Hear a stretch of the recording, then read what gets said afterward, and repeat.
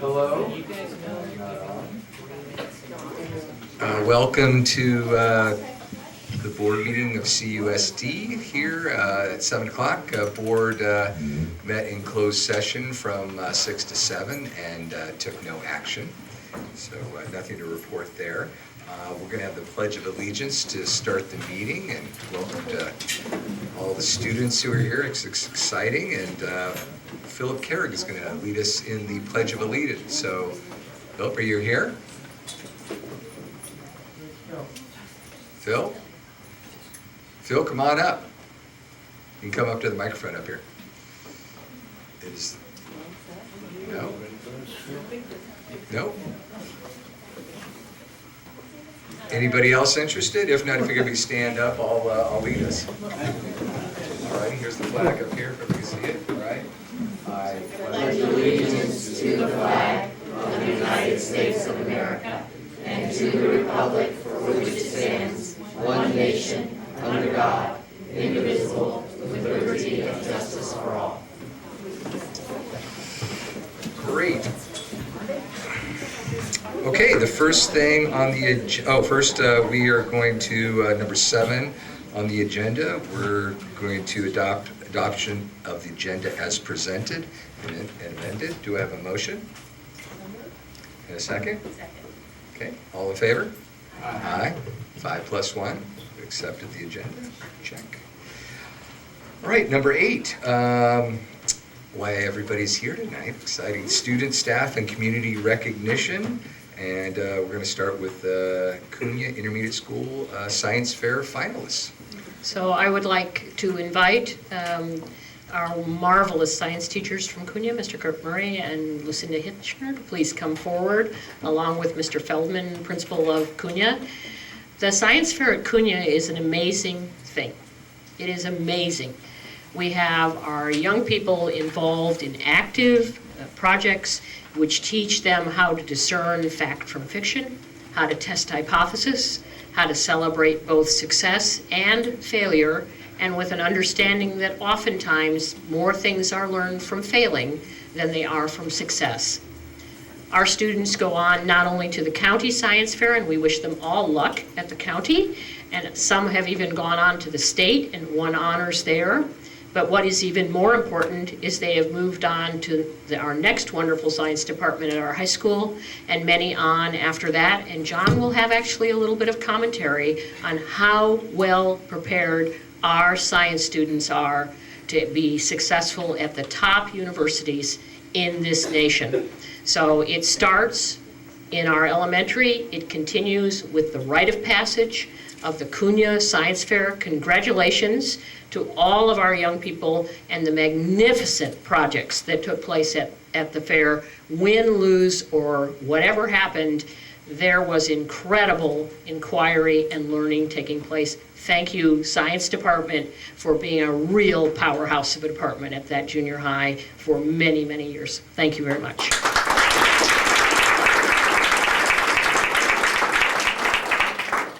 Should we just call their names? Yeah. Okay. All right, So remember, you are going to be giving a three-minute synopsis of your project. So tonight might go a little bit longer. There's no overtime for the board. Okay, no overtime for the board. Stay ready. we're just joking.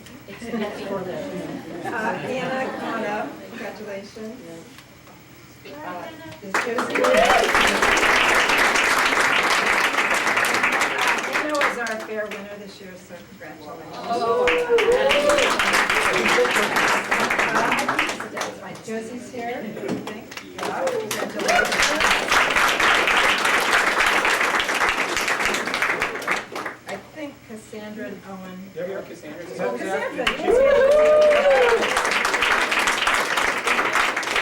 Owen will take time. Is Zeke here? I think so. Robert is. Robbie. Come on, Robbie. I think Rebecca Huerta, I don't know if she's here. Alexandria's not here. Acacia. Giacomo's here. Come on.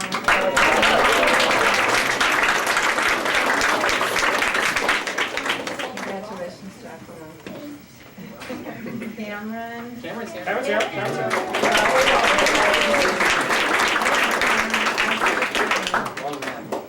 Stay here, you get to be up here longer. No, stay here, it's fine. Face the screen, Cameron, you're on TV. Here you are. Ta-da.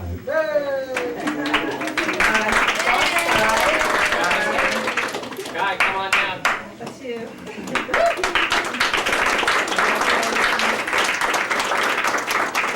You're welcome. Is Jacob here? Nope. Okay, Natalie. Jada, I saw. Come on up, Jada.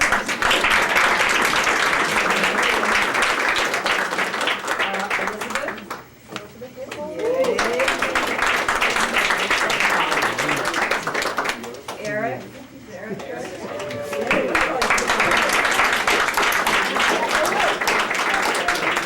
Emily, come on up, I saw you. Come in, yay. You're welcome. Is Mara here? So, Ben, I saw.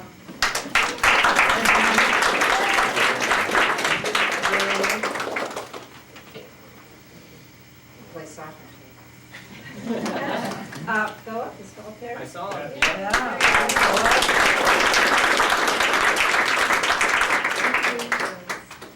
Michaela?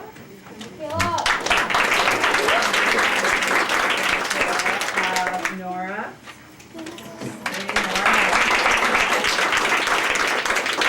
Michael Thompson, is Michael here? Okay, so these ones will take home, but we're extremely proud of you guys. And at the beginning of March, we're going to the county science fair, so good luck. Yeah, it'll be great. And before we leave, I know there's no certificates for the teachers, but I want everyone to know, Cunha had, because of our teaching staff, 100% participation in the science fair this year. There was not one 8th grader left behind. 100% of kids handed in a science fair project, which is fantastic.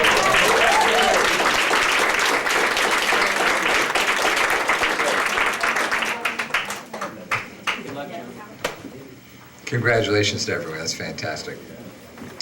All right, we'll move on to number 9 on the agenda, comments from the public related to items not on this agenda, which is commonly known as the green sheet.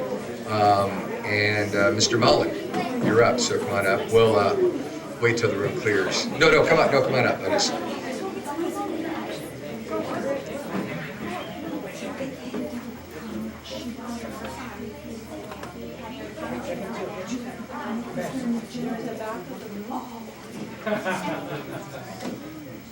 Just a minute, mate.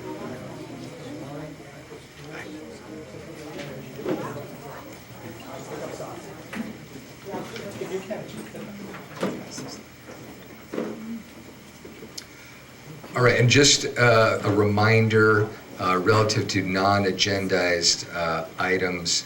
We always welcome feedback and comments from the public, so thank you for that. But we are limited by law. We cannot actually participate in a discussion or respond. So it's not that we don't want to, but that's just the limitations of the structure. So.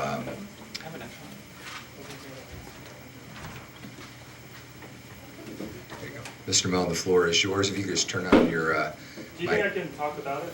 Because last time I did this, I was like, the mics are better now. Why don't you give it a try, just because it's better for what we're recording. okay. Just stand tall. Can you hear me? Yeah, but it's not. Is it on? No, it's not. The red needs to go. There you go. Perfect. Okay. And just stand normally. Okay, I'll try to read quickly. There you go. Hey, the Kaiser rates you have in front of you are why I'm here today. Note that those teachers hired before July 2011, 2 years before my arrival in this district, contribute nothing towards their family's healthcare plan. Myself and about 78 other teachers have the privilege of paying over $1,200 a month, just under $50,000 a year, towards family health plans if we want that same coverage. What did we do wrong? We were hired late. After much begging, I was informed that there would be a modest increase in healthcare dollars for us teacher-come-latelys. We would only have to pay half the total cost of the high Kaiser plan. Sadly, but predictably, healthcare costs have increased, and now the $11,167 that's supposed to cover half the expenses will fall short of the promise. To call this a half measure would be an insult to half measures everywhere. Teachers who pay for their family's healthcare plan can expect to pay $1,000 a month for something their colleagues pay nothing for. It's not common that your coworkers place a monetary value on your family, but now we know. To the people I teach with, my family's worth less than half of their own. The other option is to take a lesser standard of care. My family's healthcare costs could be around $600 a month on the low plan. However, if anyone's hospitalized, we could quickly and easily be on the hook for $12,000. It's a lot for those playing at home. Is this supposed to be solace? Also, why are we putting teachers who are almost necessarily on the bottom half of the salary schedule in the biggest financial dilemma there? A question I'm left pondering is, when is enough? How much money would be enough for those making the most to begin sharing the health care plan that they enjoy? We hit an envious cap of 6 figures in the last negotiation. If those making the most were making 110, would it be enough to prioritize those left out of family coverage? Would 120 be enough? 130? I'm not implying that teachers should not advocate for more pay. I certainly benefit from this.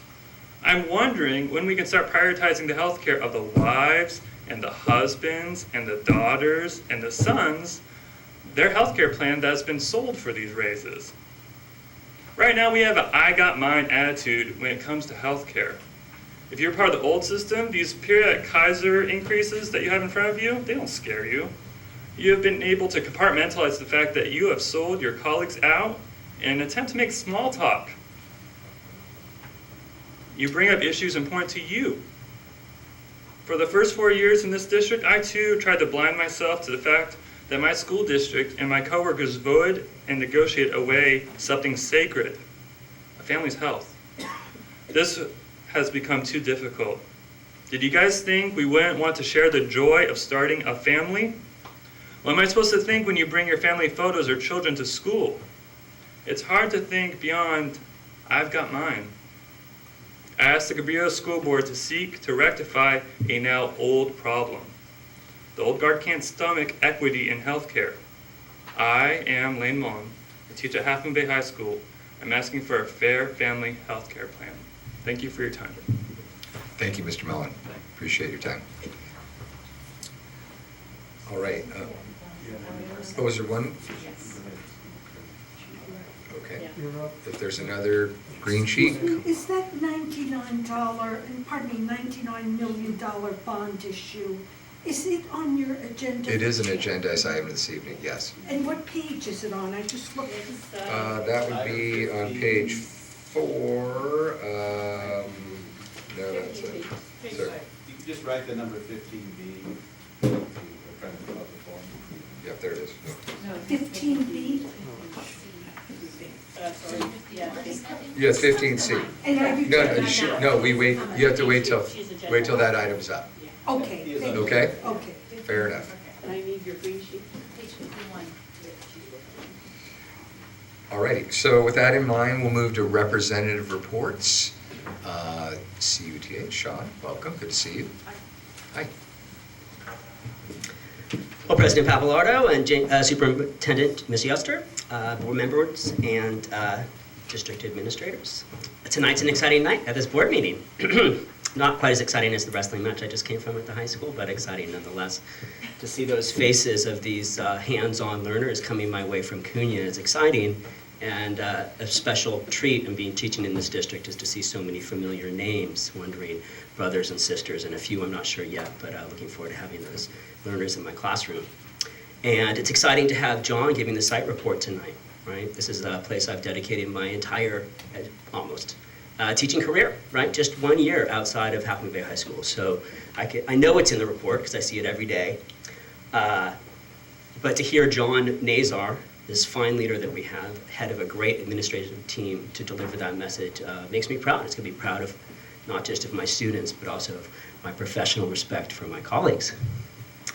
But what's really exciting tonight is what I'm seeing as Resolution 02/18, and that is the adoption of a bond to put on the June board, to put on the June ballot.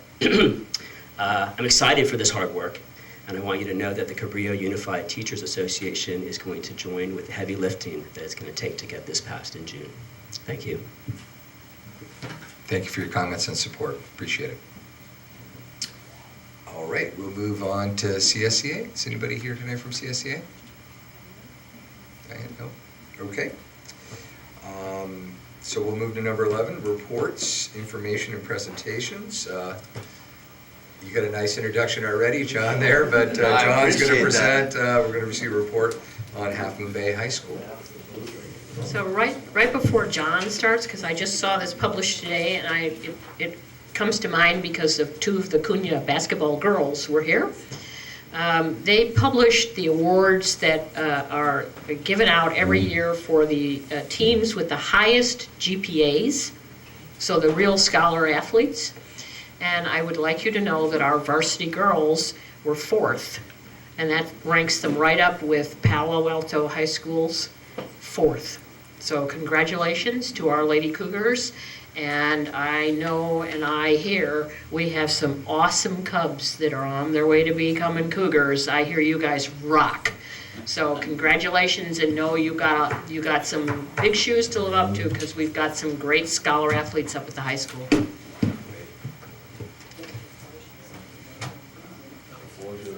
All right, well, thank you. I have to say, this is, in my opinion, both a very exciting evening for me, and one that's, I think, a little challenging, because really there's so many things going on at the high school.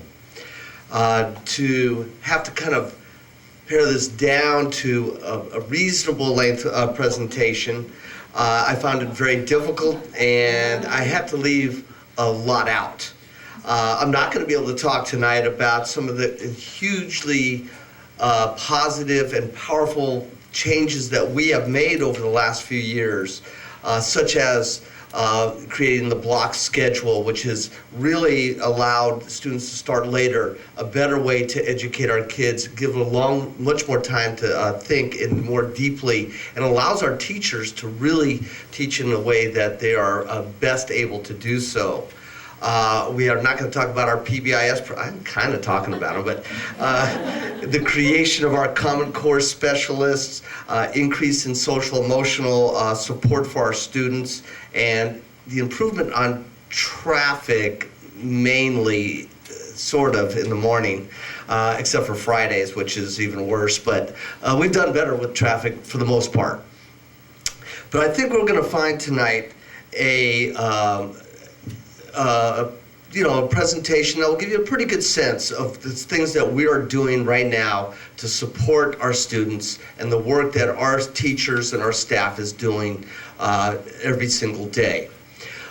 You can see this is our agenda for tonight, but I'm going to start with this student-produced video. And I asked a student of mine last year in the spring that I was going to meet with some parents and to create a Welcome to Half Moon Bay video. This was done by Dom Padua. He's on our football team, so we're going to watch this right now.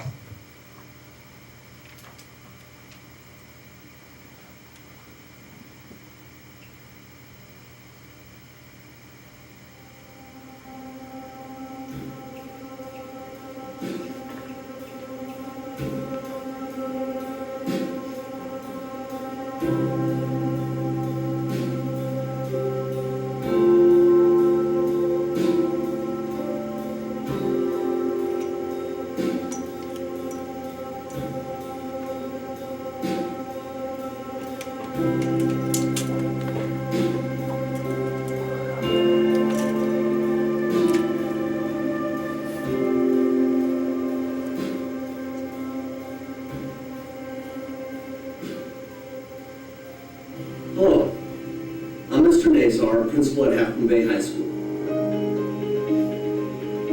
Half Moon Bay High School is welcoming, it's open to all students, and it's one that I think you'll find to be embracing, challenging, and fun all at the same time.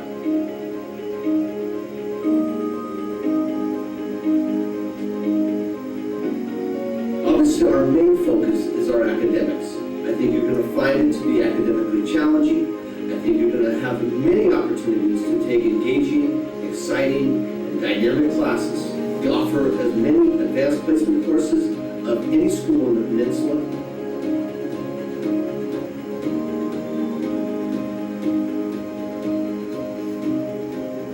We also have a lot of opportunities to engage and become involved. We have clubs, over 50 of them, from robotics and rockets to National Honor Society for those students who would like to be part of that. Those of you interested in playing competitive sports at the high school level, from football to water polo to golf, just everything you can imagine. Some of you will enjoy the leadership program. So pretty much anything that really you are passionate about, we have an opportunity for you to involve yourself.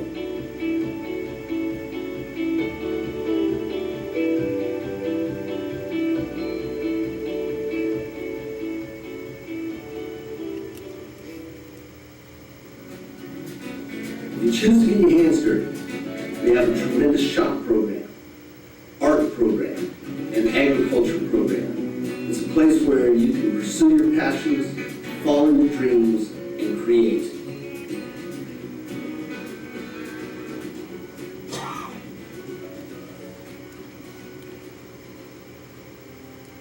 The key to this, and I think to achieve full enjoyment, is to really take advantage of the experiences and programs we have here at the high school. Be on a team, join a club, talk with your teachers. Half Moon Bay High School has all the ability to prepare you for everything you need going forward in life. I'm Mr. Nazar. Welcome to Half Moon Bay High School.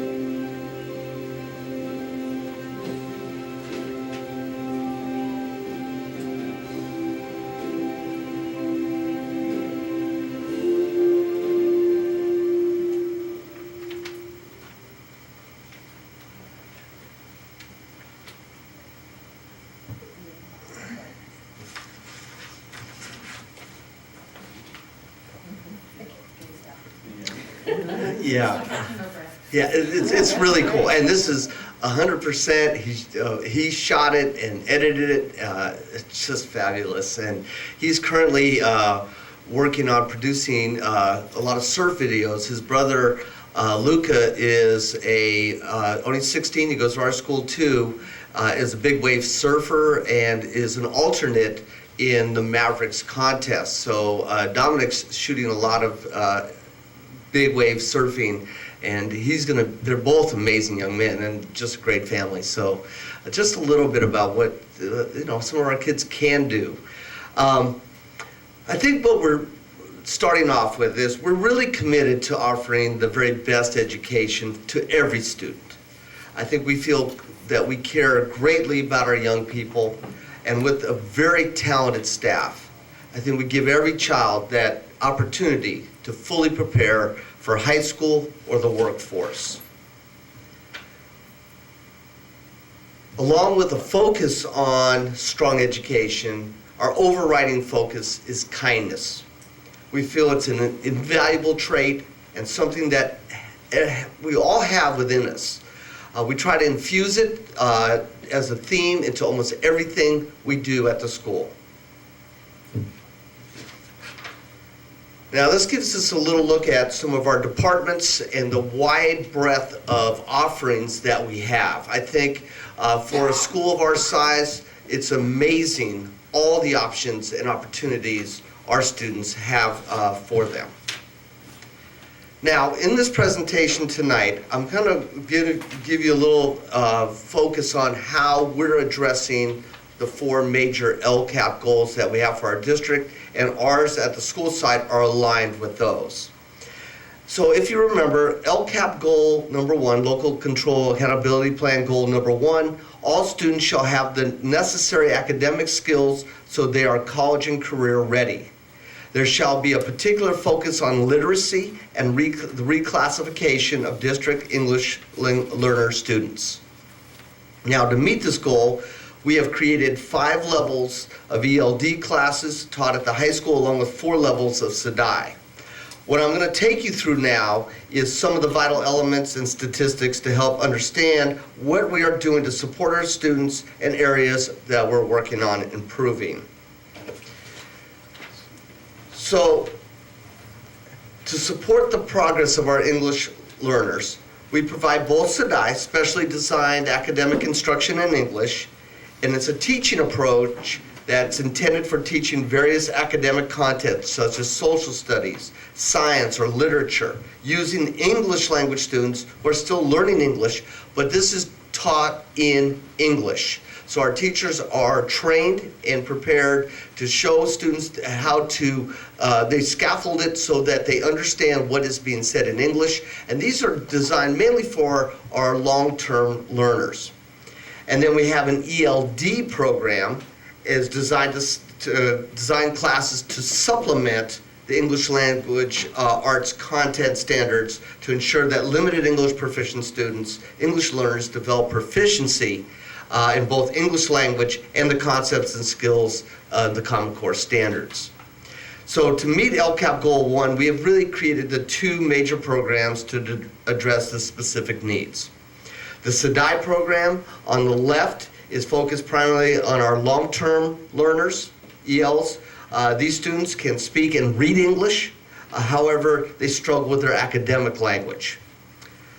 For our ELD program is focused on students who are very limited English proficient, and they are getting a strong supplemental education in the English language. We have some incredible teachers teaching these courses. Graham Westwood is our ELD department chair. Lane Mullen, who you heard earlier tonight, teaches both ELD and CUSD classes. Andy Boysen, department chair of the English department, teaches ELD, as well as Bill Sullivan teaches CUSD.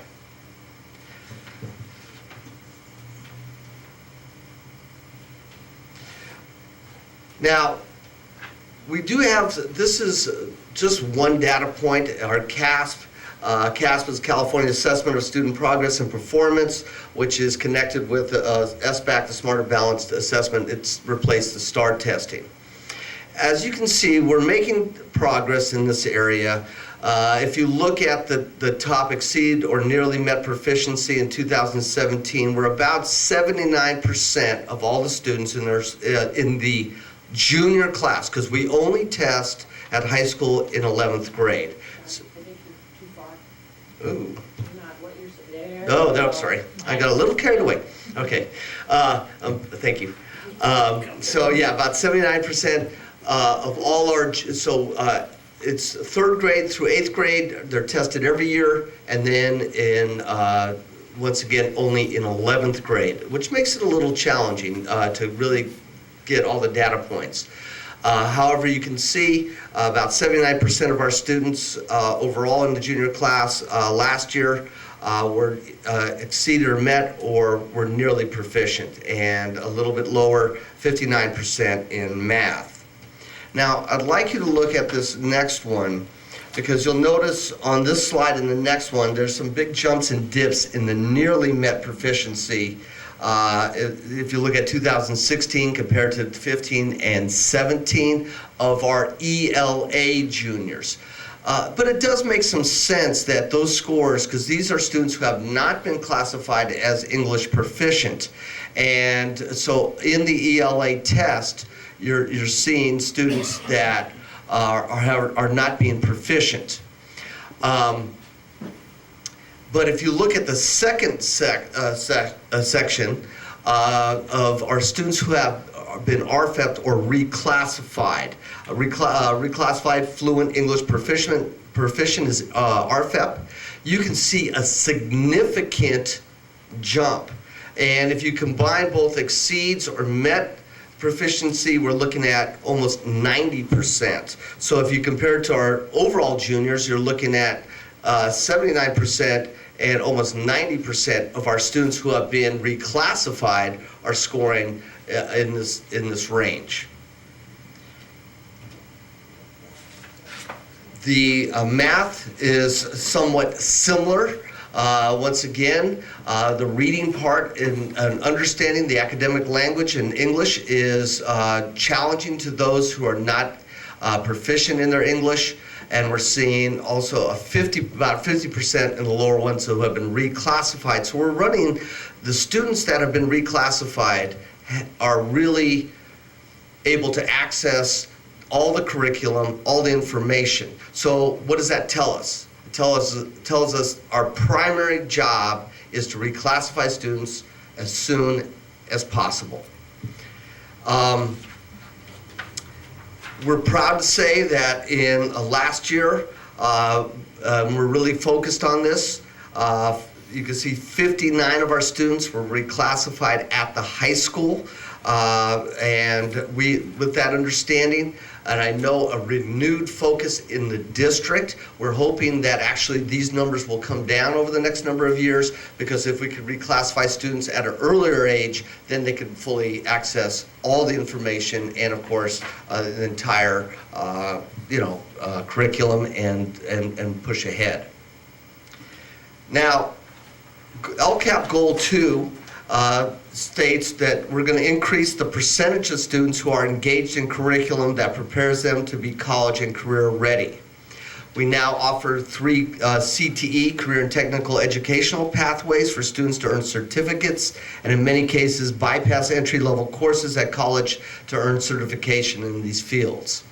The Ag pathway has been fully developed by our agriculture teacher, Gail Smith, over the past few years.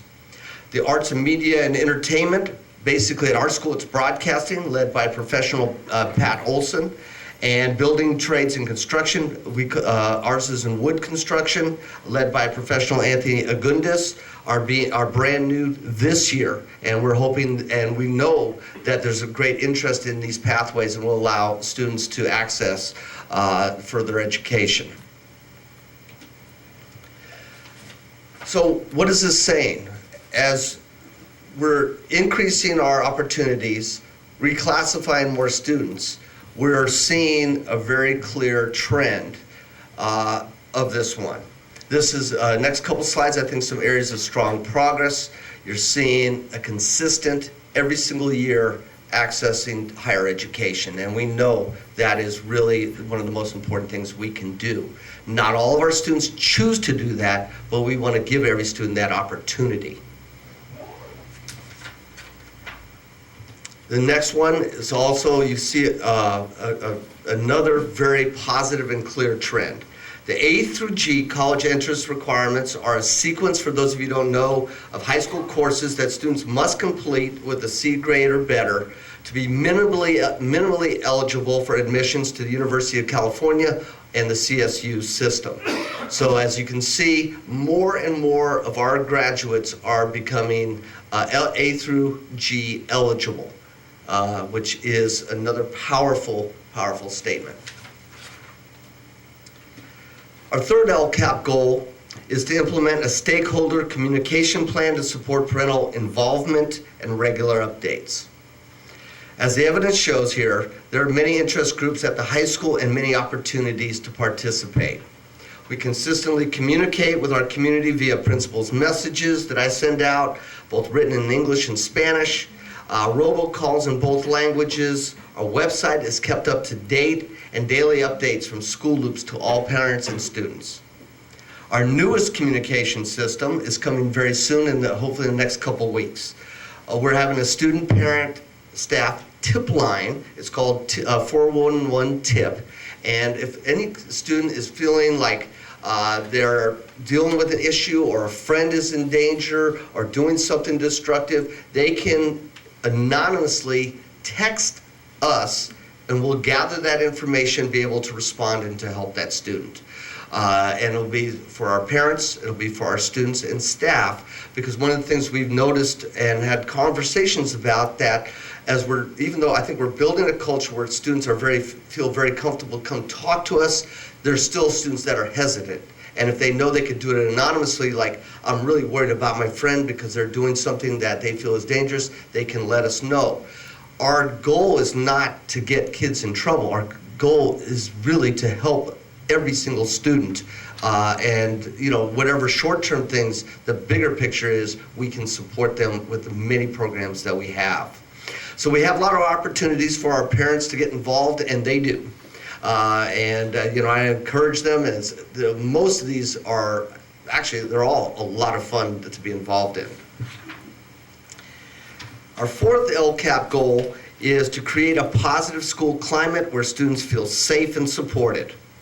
And so for that, we have created multiple opportunities for every student to become involved.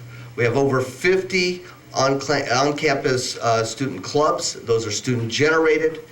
We have multiple athletic teams, and we have seen such great success across the board in our athletics. A powerful music program led by Walter Anderson, a spring musical, and now a drama class led by Jim Ward. Leadership led by Deanna Tower. Peer helpers led by Counselor Megan Chan and teacher Carrie D. Martini. All these programs help students feel connected and valued. In addition, our three guidance counselors, we have a number of other contracted experts to support students and families who could be struggling. And every day we as staff, we focus on kindness. Now, the next couple slides will show us some of the positive effects that we're having on our student body. Some are new or proven programs which have contributed to our success. Very positive trend. Suspensions every single year, just about every single year is coming down, and the big trend is definitely less and less suspensions. And we think because of the interventions, because of the connection to the school, we're seeing a much, just better behavior and more positive behavior. Expulsion rate has significantly dropped. We've never been super high in that, and that's great because that's a very dramatic direction to take with a student, and occasionally you have to do it, that's not the right environment for them. But our goal is to intervene much before that so it doesn't come down to that significant decision.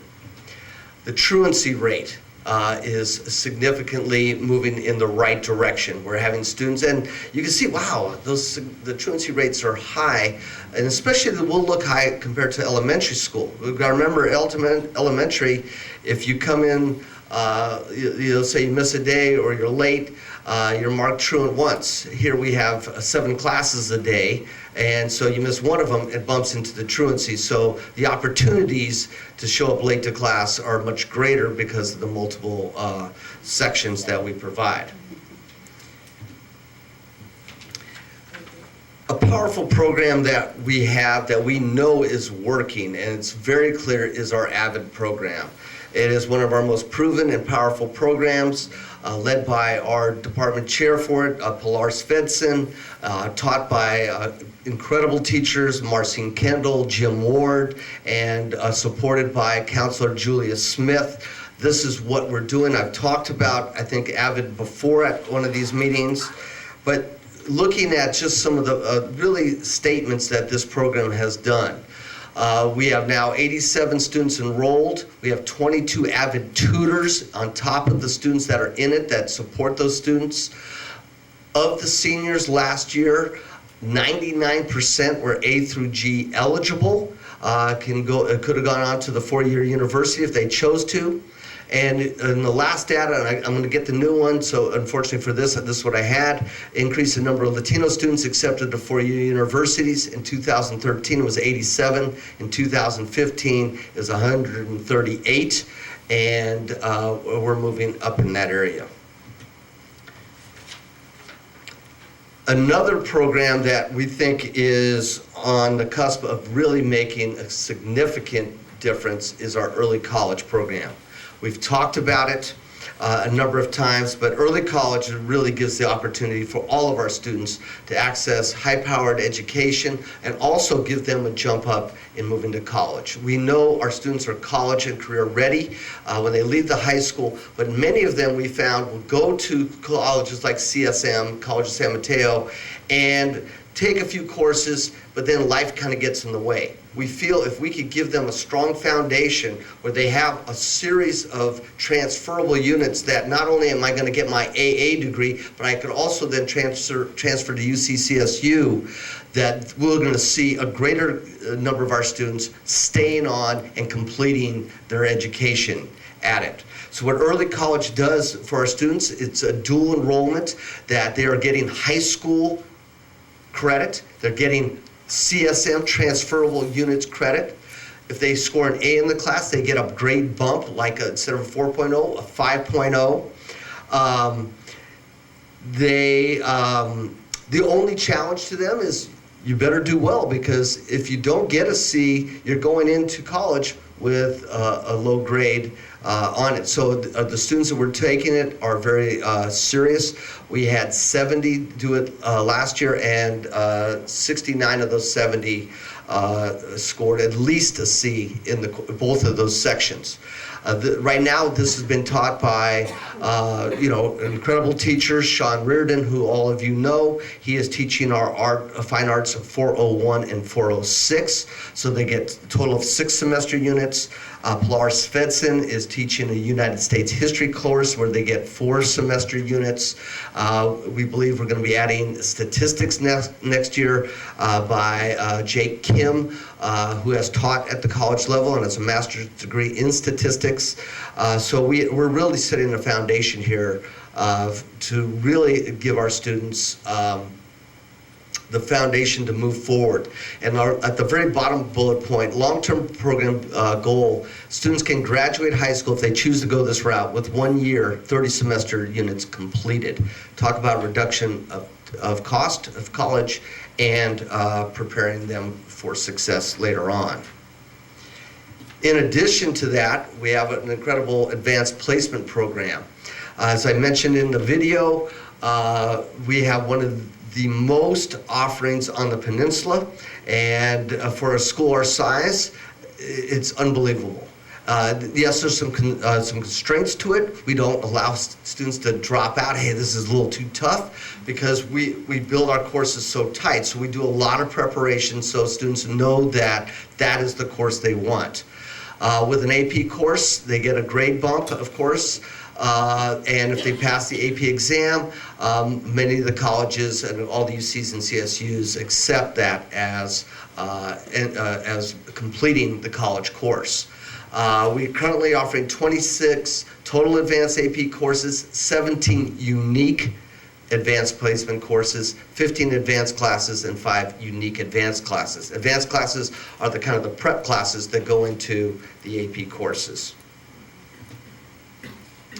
I like this slide and this statistic here. If you look at 2015, we had a total of 137 total students taking the AP exam, and with a 557 total number of AP tests. But if you look over in 2017, we have 283 total students taking the exam. So we're looking at over, a doubling of the number of kids taking the exam, yet a less number of total exams taken. Now you're thinking, like, well, what happened here?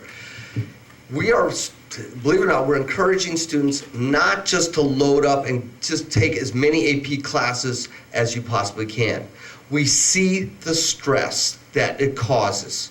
We are encouraging students to take the classes that they are passionate about, that they're interested in studying, and really dive into those.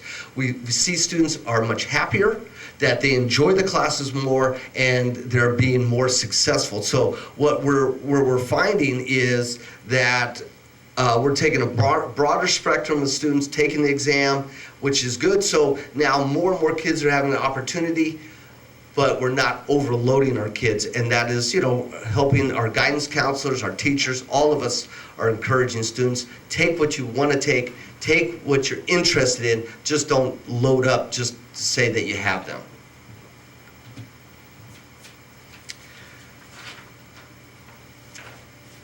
I think these are some really incredible statistics for a comprehensive high school. If you look at them carefully, the kids what they're doing, where they're going to school. I just received a letter or an email from one of our parents who graduated, her daughter graduated last year, and she's now attending Portland State in Oregon.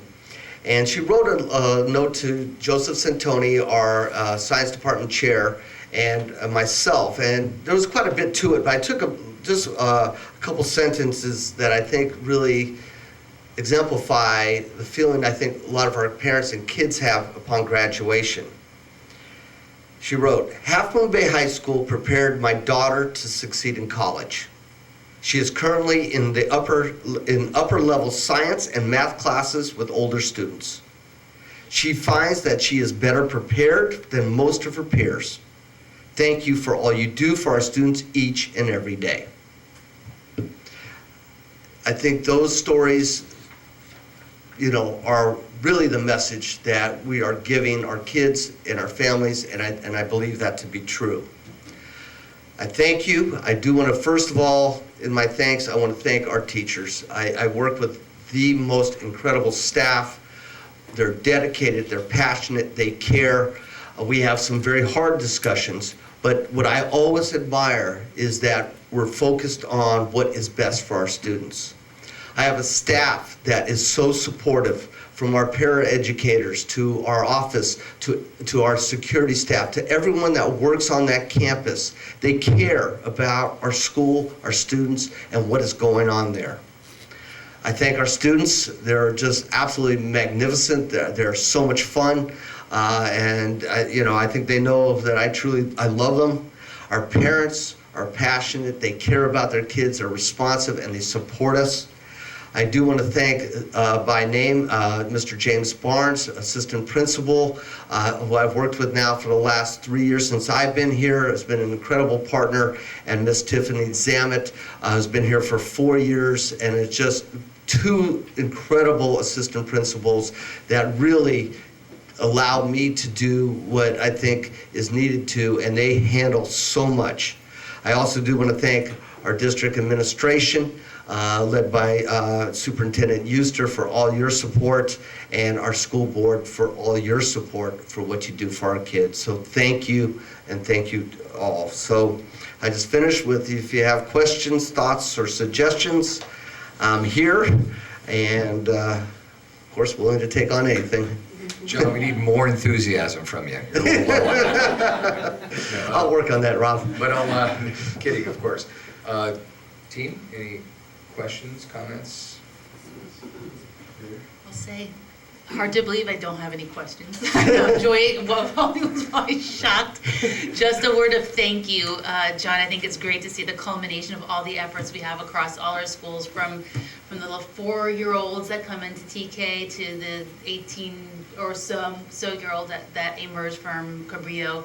It's fantastic to see the results, and I know you kind of didn't talk about it, but kind of sort of talked about the kindness theme that I think permeates through everything, and I just want to, say a word of appreciation for how important that is. I think just in all our day-to-day interactions with our students, with each other, you can see how much that focus on the underpinnings of kindness throughout everything is a big factor in these results.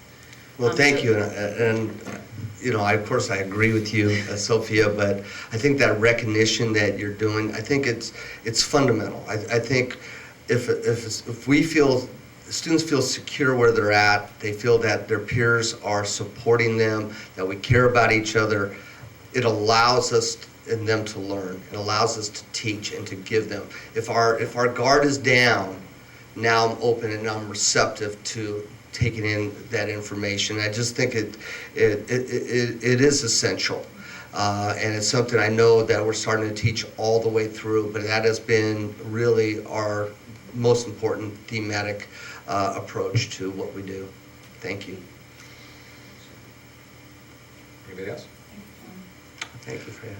John, I was excited, actually, with Mr. Barnes presenting health and wellness about the new mechanism for reporting or checking in, or whatever the right word is, for students anonymously or for parents. I think that really is a vital new tool as kids are facing unique pressures related to social media, sex, drugs, anxiety, whatever the case may be.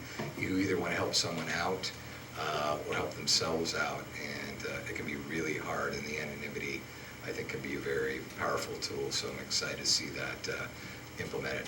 And thank you. And Rob, you're a member of that team, which is, I think, it's one of those, it was a parent created when my first year here. We had some issues around sleep and our early start time at 6:40, and didn't make sense to a lot of us.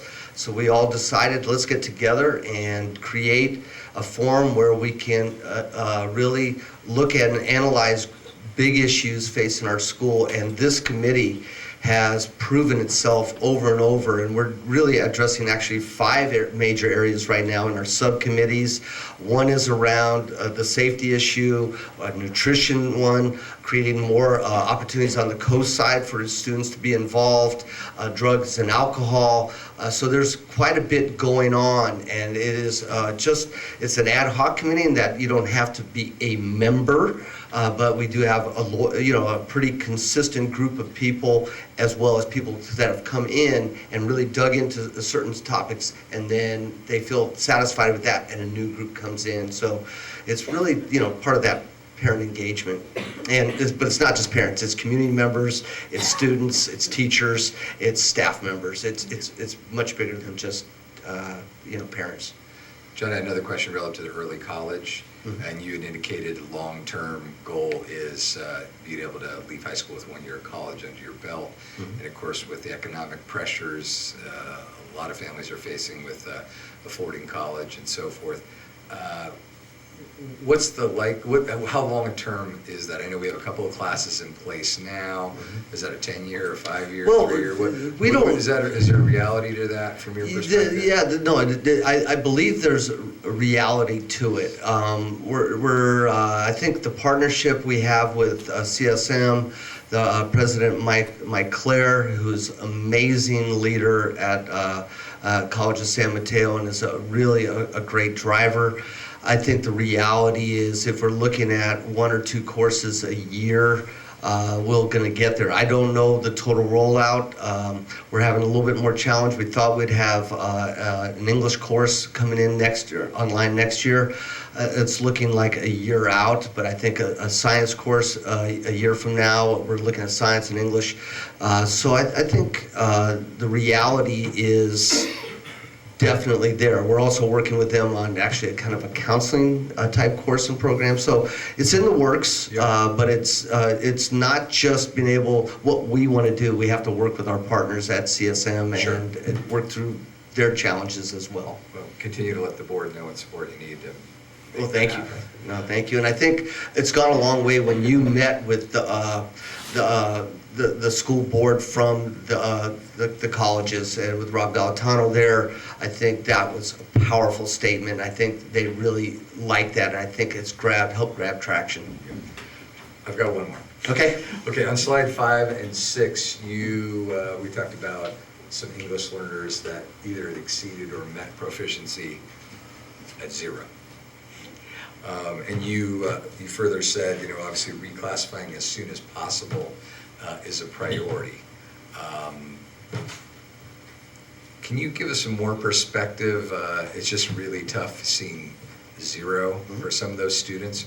Is it possible to have students who aren't reclassified performing at proficiency or exceeding? Give us some context around that and what you expect to see a year or 2 out as you continue your leadership and you've obviously identified this issue. We'd like to understand.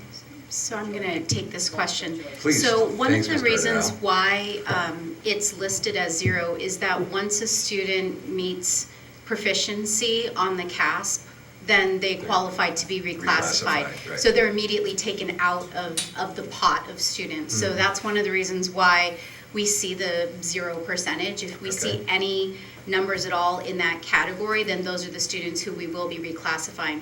So depending on the date that we pulled the data, they may have already been reclassified, so they're taken out. If we do it right before they get removed out of the data and are reclassified, then they may still be included. So there is, it's not surprising for us to see 0 who are exceeding or meeting proficiency, because any students who do meet or exceed proficiency are taken out of the information. So I think that's one of the... So it's a somewhat, not intentionally, but somewhat misleading or kind of false data point relative to proficiency or exceeding for folks in that. And I believe that's why John wanted to present the information with English learners, and then also pairing that with the information about the reclassified English proficient students, so that you look at all of the students who at any time were designated as English learners. So when you look at the totality of it, then you're understanding how much change has happened for students who at any time were identified as English learners in the school district. Yep, just a little feedback. That would have been great context when those slides were presented. Just Yeah, no, I appreciate it, and thank Yeah, you, so- thank you, Joy, yeah, All it's- there's a lot, but yeah, and yes, Good news, no more questions for me. Thanks, I appreciate it. thank you, Rob. It's my turn. Oh, okay, good. Thank you, wonderful presentation, John, I Thank really you. appreciate it. And I did appreciate the comment after the early college and AP about the level of stress when kids take too many or they're really trying to play the AP game. Yes. I think it would be really valuable to acknowledge how the non-AP sections are also very challenging and rich in curriculum.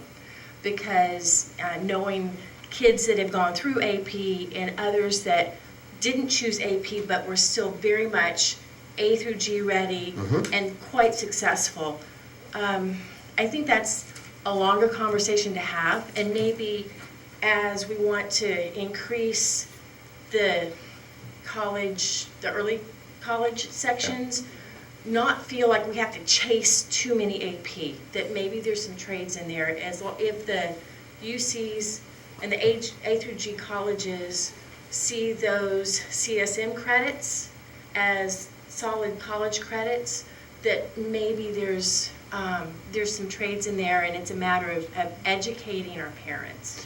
Well, and that's part of our work, and we're doing it through our counseling teams that are meeting with pretty much every student through their professional learning program plans.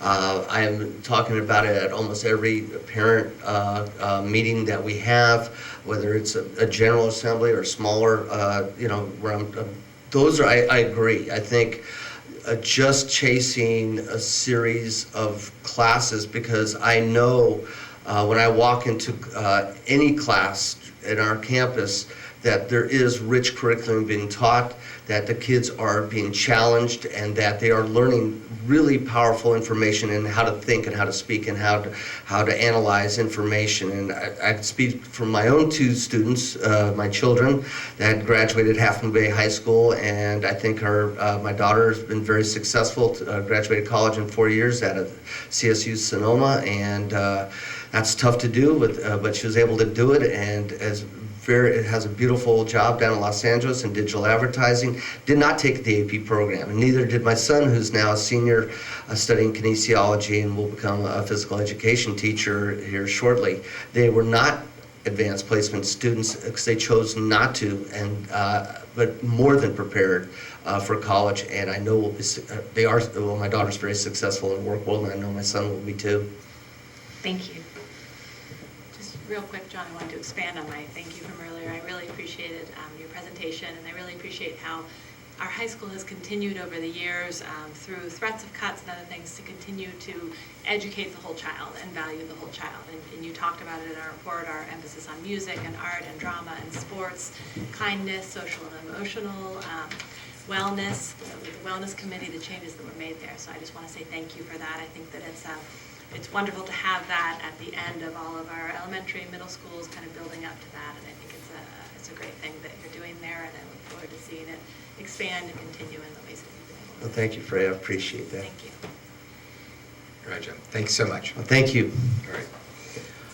Right, number 12, discussion items. None. We can skip along to 13, communications. I'm going to start with board members. Dr. Reamer, would you have any comments this evening? I would have a comment. That's about, it actually dovetails wonderfully with the themes of the earlier discussions and the presentation by John and some of the comments by my fellow trustees. And what I've been thinking about is the large number of school shootings that are going on and other types of violence in our schools. It's troubling to see the frequency of this is increased to the sense it's like 1 or 2 a week now nationwide. And it's troubling to see that, but it is a reality. And I just wanted to remark and think about what I've been reflecting on, is that at the bottom of every one of these tragedies is a student in pain. Maybe they've been marginalized or hurt in some way, and this is their way of expressing it, right? And it's not luck that prevents this kind of violence. You could say we're lucky it hasn't happened here, but it's not luck. It's due to deliberate action. And that action is what John just talked about. It's this increased spirit of caring, of actual action to identify and help provide kids mechanisms for taking refuge and identifying people in pain and in trouble and perhaps in danger for themselves and others. And I really admire the programs that we have going on now, and that their number and their efficacy, I think, is increasing. And that's evidenced by the reduced detention and expulsion rates. And this is a wonderful thing. It's something that we as a district should be very, very proud of. And I'm very thankful that we have a lot of dedicated, caring adults that take this to heart and live this in their everyday work with our students. We're very fortunate. And let's just keep it all going and not get complacent, because we don't know what's around the corner. And the more we can do to support our students in their social, emotional needs is going to pay off in spades. And that's my comment. Thank you. Thank you. Kim? So I'm going to need some help. In our minutes last month, you mentioned Cesar, you mentioned a book. What was the name of that book? Can you fill my bucket? Can you fill my bucket? I just wanted to loop back on that because I actually found videos of it. And it builds a little bit on what Dr. Reamer was saying, but can you fill my bucket? Going out and being present in community or helping family. I just thought that was a really rich experience for the leadership group, and that's certainly worth sharing. So anyway, I just wanted to say thank you personally for that one. And for those that don't know, Mr. John Evans' memorial it's a celebration of life on February 18th from 3 to 6 at the IDS Hall. Thanks. Thank you. Sophia? I had the privilege of doing a couple site visits since we last met, catching up with everybody around the coast.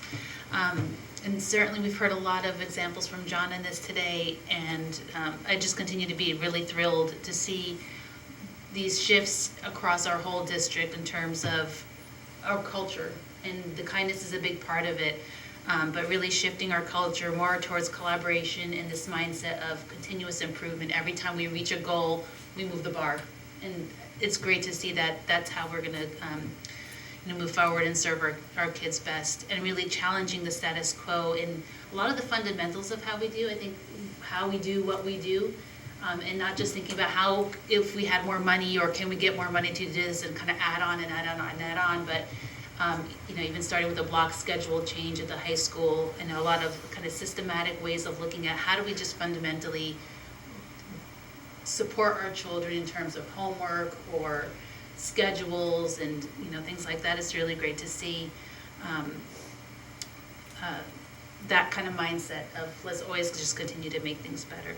So I've had the pleasure to see to visit El Granada and Farallon View. I met Hatch and Cunha a lot. Mr. Porcel and Mr. Feldman are probably getting a little tired of me, but I'm around. And we'll be visiting the high school and Placitos and Kings Mountain very shortly as well. So it's been really fun to kind of have these visits all together and start to see these trends and the powerful leadership teams that we have in the district, but also in the sites, and feel like with that we can do anything. So that's really cool. Also had the opportunity to join the town hall with Jackie Spear last weekend. And it was just, when I say fantastic and relevant here because of the how top of mind issues of immigration and supporting our dreamers and other immigrants are, now more than ever, every day it seems like that's the case. And to just really to see those young DACA folks up there on the stage and communicating to the rest of our community about who they are, that these are the faces behind the news headlines that we read every day, that it is like the shootings, after a while it's easy to get dull to it. But I thought, events like that are so important to just have the face behind the headlines. So it's great to see a great turnout there and a lot of our young families as well.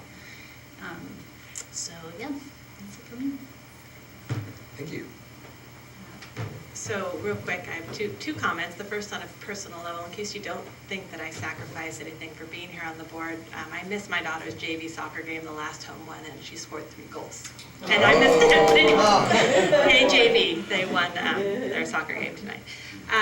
And then on another note, I want to thank Raj for a wonderful visit to Pillar Citos. I went Tuesday morning and got to go with 2 groups of students that were going down to the Kelly State Beach, and where they were doing native plant restoration, and I got to pull weeds with them and talk to them about the different plants, and as you all know, I love plants, so that was fun, and also see the art class down there, which was doing drawings of the native plants that will be displayed down there as well. There was, they also have a beautiful mural that's down there that has Pillar Citos' name on it. That was wonderful, and also to see the classrooms and the dedicated teachers at Pillar Citos and the unique ways that they're able to connect with and teach those students. And it's just a wonderful, one, it's great to see them in their permanent home and really thriving there. It was great to see one of the teachers really rapidly reading a story with the kids and then using her smart board to illustrate what exactly the funeral march of New Orleans, and I learned something new that day, which is always important to learn something new every day. And just the dedication of those teachers, and I think that it's kind of the epitome of those kids that maybe don't fit in at other spots and need a little bit extra attention, and those teachers are so dedicated, and Raj as well, to really helping them along in their path in life, finding their passion and finding their dreams and following that, whether it's able to go back to the high school, go on to some other career tech, and they've got some exciting things planned. They're talking about early tech, which would be similar to an early college, but along tech lines, career technical, and so there's just some really exciting things happening there. It was a wonderful visit, so thank you, Raj. And I will also be heading to the farm in the spring when I go, and I'm very excited about that. I'm trying to do a food day on the farm, so thank you, Raj, and all the dedicated teachers and students who were able to share their stories with me. So that's all. Thanks, Freya. And I've been on school sites with Jane, actually doing some education around the item we're voting on tonight, potential bond. And I just want to say thanks to the folks who have a thankless job, which is the parents who volunteer on the PTOs, as well as on the Health and Wellness Committee. They simply do it out of the goodness of their hearts and want to make a difference in the community and setting the right example for their kids and fundraising and making sure programs are in place. And these schools, I know all the leaders here would agree, it would be entirely different states without the parents and the PTOs and fundraising and the volunteer time. So thanks to them. And I'd also say, if you think you're too busy, give it a try, even if it's just, a couple hours a month, you can really make a difference here in the district, and I know everybody would appreciate it. So I just want to say thanks there. And then I'm also, it's been accumulation of probably about 6 months of assessment and work as we're looking at what we can do to continue to improve the district and the facilities to serve the students and give them the education they want. So I know we have a discussion, an action item coming up to discuss potential bond, but the feedback we've been getting has been very positive from the folks we've spoken to, and looking forward to discussing that with the board and the community here just in a little bit. That's it for me. We'd love to hear from Cesar and hear what's going on with the students. Hi everyone, just gonna give my monthly report, and I have 4 schools today. I have El Granada, Fair Longview, Cunha, and Half Moon Bay High School. So starting off with El Granada, Monday was the 100th day of school for the students in kindergarten and first grade, and this was celebrated by going deep on place value and counting to 100. Also, the students auditioned for the talent show scheduled on March 2nd. On Saturday, our PTO is putting on a sweetheart dance. Our multi-purpose room will be transformed into an amazing, sparkly, light dance hall with fun for everyone. Finally, El Granada families continue to support Hernan and his family as he faces treatment for a serious illness. Students send him cards weekly, teachers and families have contributed to his GoFundMe page, and we are also supplying his family with gas cards. Thank you to all of our Half Moon Bay community for supporting Hernan through his difficult time. And now with Fair Longview. Fair Longview has been very busy for the past 4 weeks. We have begun hosting our kinder tours. Moreover, we are very thankful that we had our board vice president, Sophia Lane, visit us to find out what we are doing and how we can best support, and how she can best support us. It is evident that Fair Longview is a community of lifelong learners. For we successfully conduct professional development sessions on family engagement and dynamic mindfulness for our teachers. Our students are also cheerful readers thanks to Miss Diana, who fundraised $1,300 for the Literacy Club at our garage sale. We like adventure and are not afraid to shuffle things, so we changed our students to move to different tables so they can make new friends and mix it up a little bit during lunch.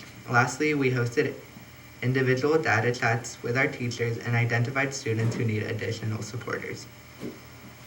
Now with Cunha, I divided it with athletics and just everything that's going on. So athletic news, all girl basketball teams made it to the championships, which is pretty cool. And all boy basketball teams made it to the playoffs. And 6th grade basketball season is now in session. On current news, Cunha Intermediate School had their Friday activity last week, which is a water balloon toss, which always excites the students. A fundraiser that is happening during the month of February are the Rosegrams, which began on the 2nd and ended today. Tomorrow is the Valentine's Dance, which will be from the hours of 6:30 to 9 p.m. And Cunha also started a Penny Wars fundraiser. Penny Wars, which is basically a fundraiser, and they are helping out those who are suffering with leukemia. This will be continuing through March 1st. On future news, 8th graders will go to Washington, D.C. from February 16th through the 22nd, which is President's Week. And they will also be having a challenge day on February 22nd. Last news for Cunha is that their science fair winners will attend the county fair on March 18th.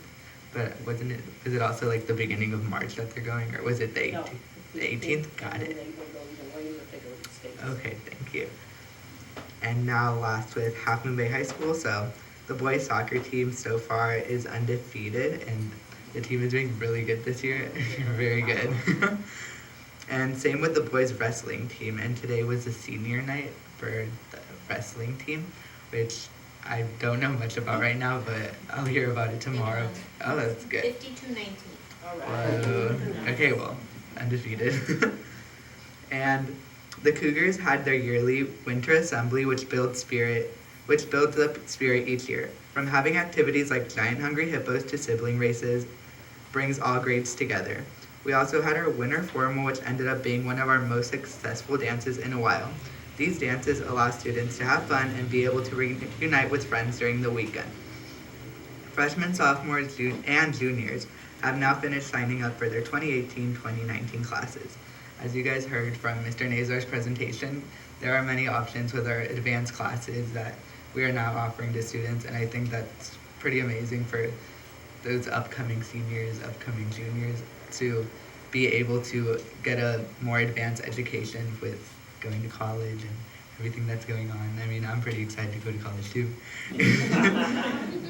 And many seniors are also hearing back from top schools around the world, which is very exciting.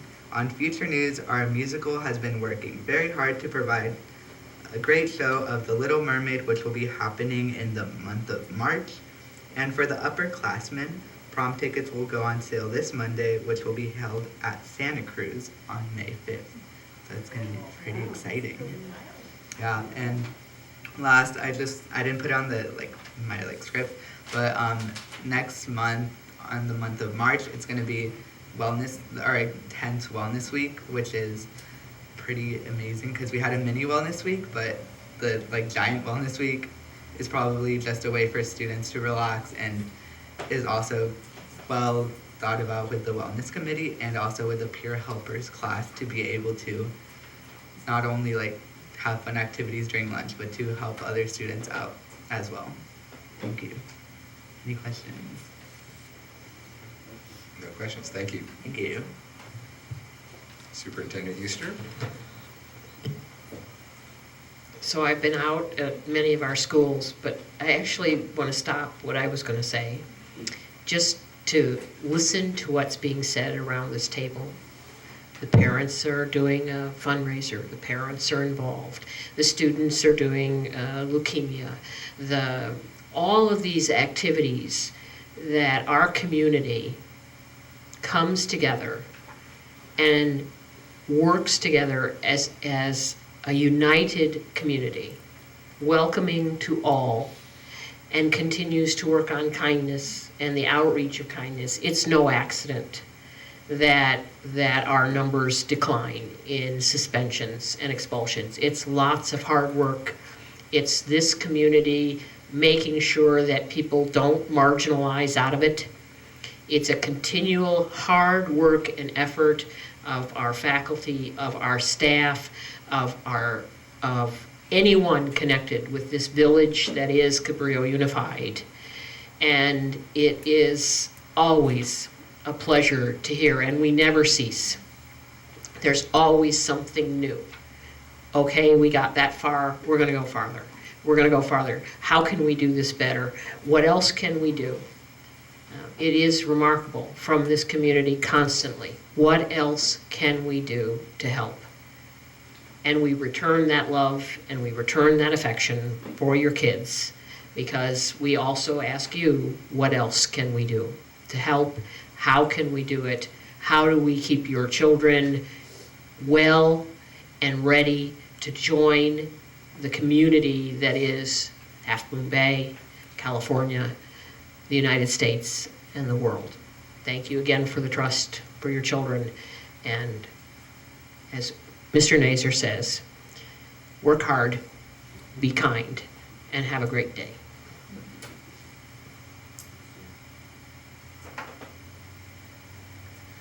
Thank you, Superintendent. All right, we'll move on to number 14, consent items. Do I have a motion to accept the consent agenda as presented? So moved. Do you have a second on that? Great. All in favor? Aye. You may indeed. Ms. Daniel. Yes. Thank you, Freya. All right, Patty, you got that? 5+1? Okay, great.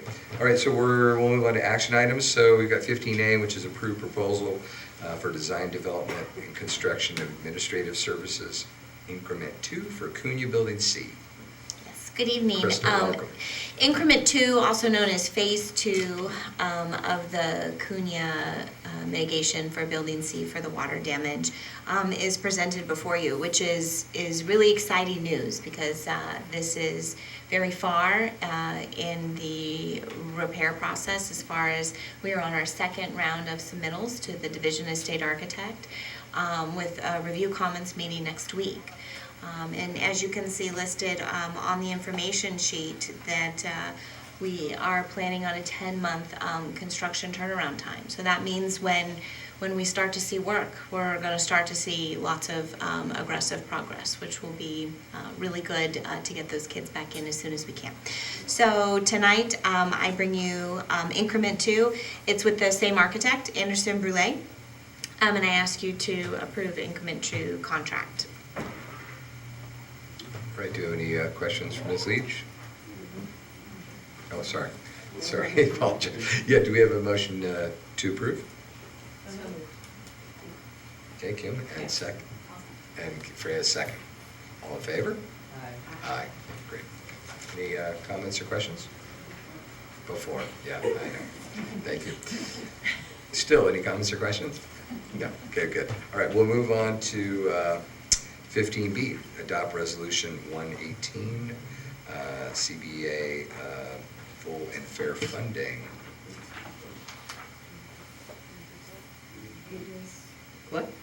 Didn't vote on what?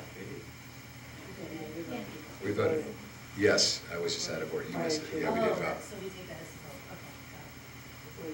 vote, okay. Prior to the comments. Voted again, just to make sure we're okay. Okay. All right. Do it, okay, all in favor? Aye. All right, 5 plus 1, same as last time. All right, great. Thank you, Kurt, appreciate your attention to detail. All right, 15B, as I said, adopt resolution 1-18, CSBA full and fair funding.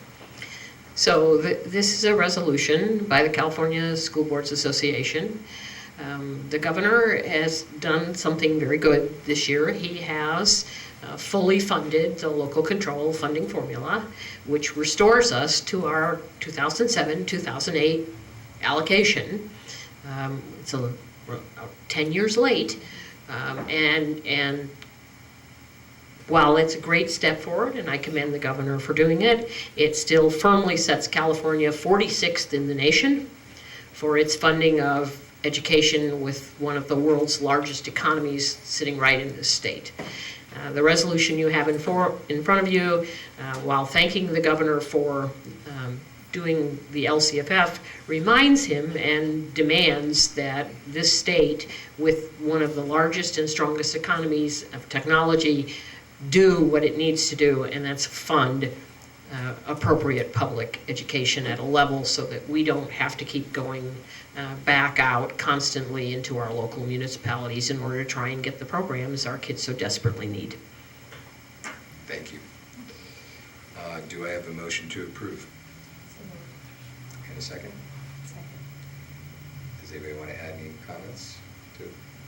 I just want to reiterate what Jane has just said, and that the state is not funding us enough. And I think it's really great that we're doing this resolution. It's also often surprising to me when I talk to people about school funding and I explain to them how, although fully funded, we're still back to 2007, 2008 levels. There's been no adjustment for that cost of living, the increased expenses that we've incurred from our retirement plans that we're required to pay for, and that we are 46th of all states across the country. People are still surprised when you tell them this information, and I just think that it's really important to pass something like this, both because we would like the state to fully fund us, but it's also important for the public to know that the state is not funding us enough. And when it comes to the later issues on our ballot, like the bond or parcel tax, it's one reason why we need our community so much. Going back to the quote from the audit report from last meeting, that we really rely upon this local community to fund our students and to do the programs that we're talking about tonight, that educate the whole child, that prepare them for college, that make them the kind and thoughtful citizens of this country, this world, that we want them to be. So it's very important, symbolic, but important. Well said. All in favor? Oh, sorry. Just one more comment, and that's 45th out of 50 states. Is incredible. I don't know if that's widely understood by citizens, but we should be riding in the streets of it. This isn't. And when you put it in the context of cost of living. Yeah, 10 years ago? Yes. It's just, yes. Great, so we're going to have a roll call vote. Dr. Reno? Aye. Kim? Aye. Aye. Aye. Aye. All right, 5 plus 1. All right, we'll move on to 15C, adopt resolution 2-18, ordering a school bond election for June 5th, 2018, and authorizing necessary actions in connection therewith. Do you start, I don't know if does he start with comment, or do we start with? He needs to call for a motion and then comment. Okay. Okay, call for a motion to approve. So moved. Second? All right, Sophia, second. All right. If they present. Then we'll ask for comments now, right? Yes. All right, so comments from the board first? No. For the public, right? Well, We have a public understand if comment. Someone would I'm like to sorry. comment. Yeah, I have comments on the bond. Are you ready? Would you like to Great. submit your green sheet? No, No, I've got it here, She's Maureen got it. Fleming. Yes. Yes, yeah, please, come on up to the podium.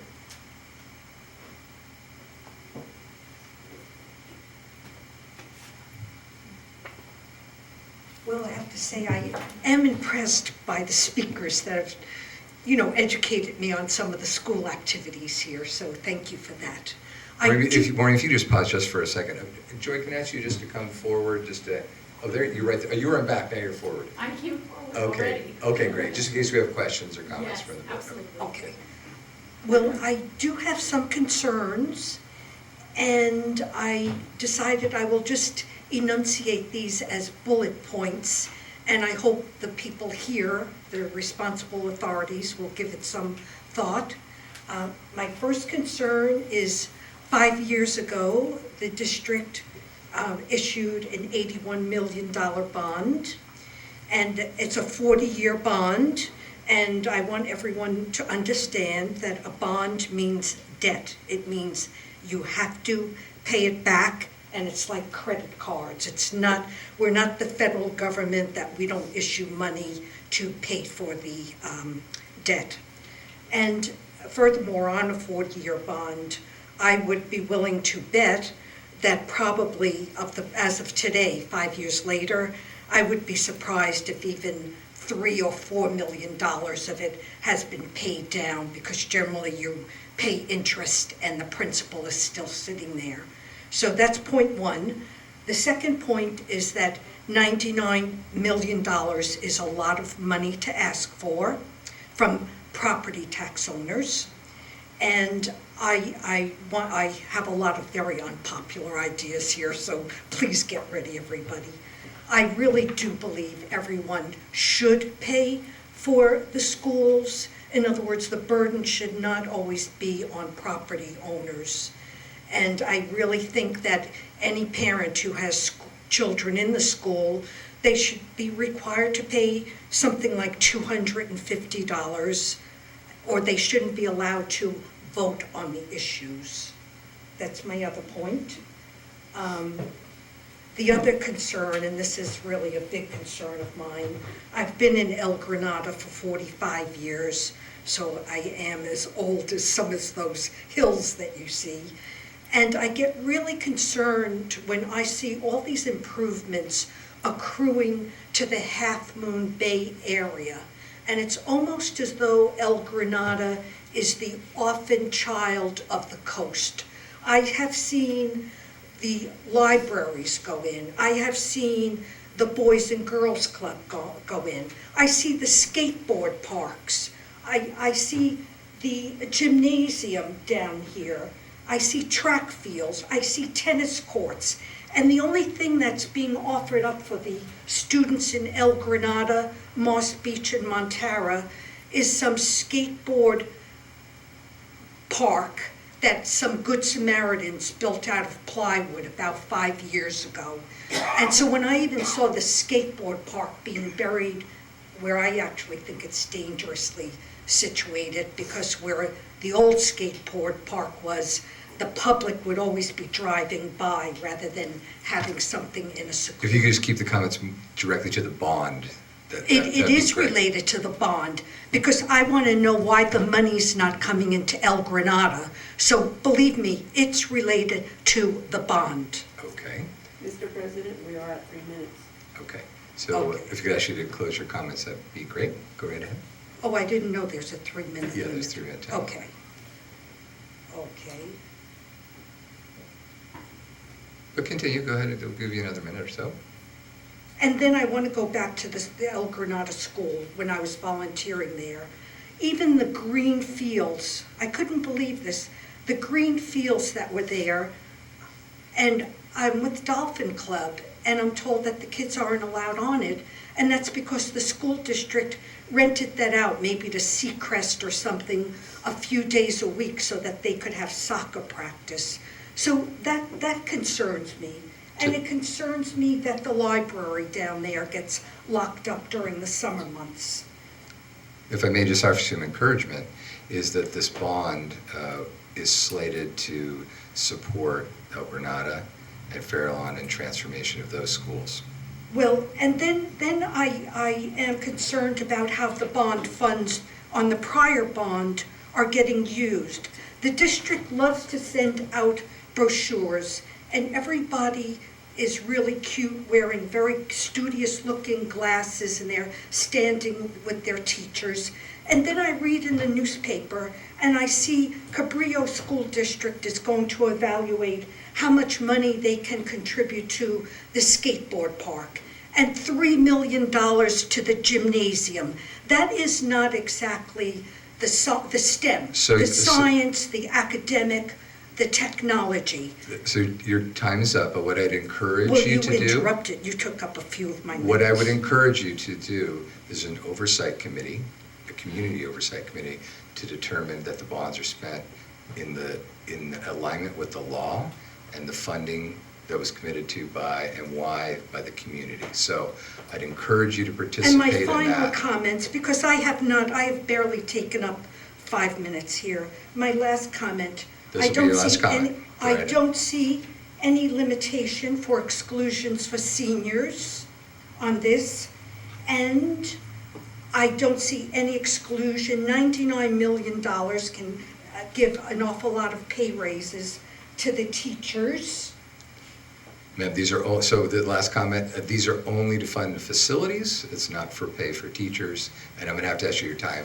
Time is up. We've allocated Well, my more than a fair final amount. comment is I also noted that the audit is done by the Board of Education instead of an outside, it's like teachers auditing teachers. Thank you for your feedback. We Well, appreciate the it. thing is, I think my point is, if you don't mind me saying this, Rob, that you're shutting me down in 2 minutes, and I have sat here, you sent this out to the entire community, and I think a little bit more respect is due the entire community. I don't know if I'm the only one who's going to speak on this. Okay, you're welcome to come back to the next board meeting and speak if you want again. Thank you so much. All right, is there anyone else from the public that wants to comment? Okay, so we have another green sheet, okay. Sorry, I'm late. Mike Alfano, thank you, Mike. Hello, everybody. My name is Mike Alfano. I live at 660 Magnolia Street here in Half Moon Bay. Born and raised here in this community. I love it. Very, very excited to be able to raise my kids in this community. I'm a product of the public school system here. I went to Hatch, Cunha, and the high school. And I volunteer on the Measure S Oversight Committee, which is the committee that oversees the bond, making sure that the bond is doing as the ballot language promises. I've also been involved in Measure E as well as Measure B. And, I know firsthand what we're doing in this community with those dollars. I know there is other community members as part of that committee that oversee how those funds are spent. We discuss different issues that come up in regards to how the money's spent, but we make sure we oversee. We're not there to direct or encourage a direction one or the other. I do remember vividly when we went out for that $81 million bond several years ago, and when we did that, the community voted to support it. The district then was able to do a comprehensive master plan, and that master plan looked at everything that the district needed from a maintenance standpoint, and that number was close up in the $200 million range. And for $81 million, we were barely getting by with just enough. Pillarcitos, we were in 20-year-old portables, beautiful now. Hatch had been remodeled since I was there. I'm 45 now. So to see my kids be able to, be in that school and kind of reap what the community is supporting, I'm very proud to see it. The other issue, the last issue I wanted to make was, the bond helps the whole community, not just the school. A lot of our recreation is used by our community, and it's at our schools. So when they all pitch in and pay for this bond, it makes sense, for the whole coast side. So I encourage you to obviously discuss some more about it, but we need to find a way to fund. And right now, we're not getting what we should be getting from the state. And to be 45th, 46th in the nation, it's ridiculous. So the only way I know, and I'm sure there's many out there that agree with this too, that's why we supported the bond, was to find a way to fund and control those dollars. And the best way we found is to actually tax ourselves so we can control those dollars. And that's the only way we're going to be able to do it. So until there's another solution, I think it's the best one out there. I think we've got a proven track record for what we've done, and I hope it continues. So thanks for your time. Thank you. All right, any comments or questions from board members? Comment. I would like to thank both Maureen and Mike for coming tonight. There are so many times we have important things being discussed here, and we don't have a public comment. And it's really important to hear both sides of the conversation so we can honor what those concerns are and know that there are groups that can sit down and have a cup of coffee and actually discuss it. And that's really important. Having walked through Half Moon Bay High School, and you go through the one building, the Science and Arts, when it was built a few years ago, and then it's such drastic comparison. What's the building that's 50 years old and has no technology in it? A-Wing. I mean, it's... Is that C? Sorry, anyways, C. but to know that we have campuses that are, buildings age, and it takes resources to keep them operating. Anyways, I've kind of seen where we've been good stewards in the past, and where I see teachers that, if we're at the bottom of the barrel in terms of funding for students, and we have to retain teachers, and we want to continually to offer our students a quality education, I know we can be good stewards with what would happen with this bond. So, thanks. Great, thanks. Kirk, did you have a comment? Yeah, I Question? comment that I'm delighted that we're pushing forward with this. I support this activity, none of these are evident in my vote. This is the only mechanism we have for improving our schools. It's shameful that the state does not provide more funding for schools. We do a lot with the money that we do get, and we do it responsibly using the only mechanism possible. And as a parent, as a homeowner, living in this community, I realize that the way this happens is taxing ourselves. We need to pay for it. Somebody paid for the schools that my kids attended, and the kids before them, and this is how you pay it forward. And this is our reality. It would be wonderful if there was other mechanisms that this money just flowed, but that's not the reality. And we have to deal with the reality. And the fact is that our infrastructure has deteriorated over time. Nothing lasts forever. And construction, the other reality is construction is expensive. $80 million, $90 million, it sounds like a lot of money. It is a lot of money. But this is how you get it done. And it's a problem that is shared by distribution throughout the community, the entire district community, which includes the city of Half Moon Bay and a large part of Wacosa, almost all the way to Pescadero. And that should be understood, and that funds are used the way the law prescribes. Period. Thank you. I just want to thank everybody for your comments. I agree with everything, and what Kirk, you just said about somebody did this for us, right? At some point in time, whatever state or country we grew up in, somebody worked hard, saw themselves as part of a broader community where the children really needed to be supported with their education, built us schools, paid our teachers, did things for us that it's time, right? It's time for us to step up and now, pay it forward, pay it backward. I don't know. It's probably a little bit of both, right? But it's our time to step up and help our kids into the future. Great. I just want to say thank you to all of the board members who've commented so far, and to the members of our public who've come up and commented. Appreciate your comments, Mike and Maureen.